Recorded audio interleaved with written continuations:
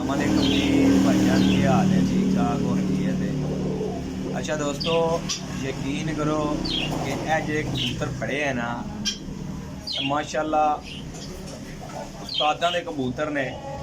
हमेशा चंगी चीज़ चंगी होंदी है तो मेरा ना दिल करता कि मैं भरावां नूं शौक करावां कबूतर का।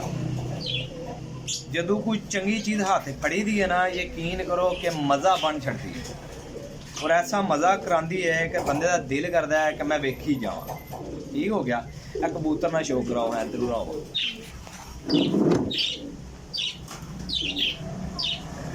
थोड़ी लाइट बाल के मैं शौक कराना पिया। ए कबूतर जेठ उड्डे अजे, जेठ उड्डिया कबूतर।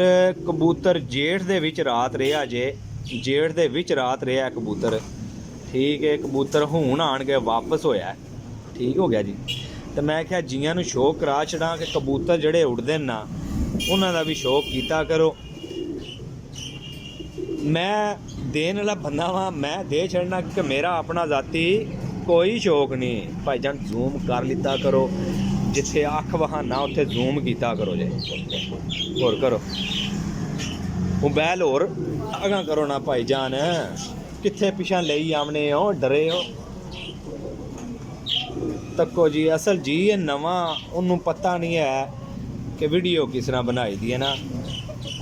निक्का हाली ए वेखो, पर ना शौक करो जरा, चंगे कबूतरां दे पर दा शौक करो। टैडी कबूतर जे तक्को इहदी हालत की होई है। ठीक है, और बच्चियां विच शमार दे बच्चे अच्छे बनांदा। शमार दे बच्चे जिन्हों आखदे ना कि शमार दे अच्छे, इहदे नाल लक भी पा छड़ो ना तो माशाल्लाह कम करदी है। ठीक है जी, माशाल्लाह जी।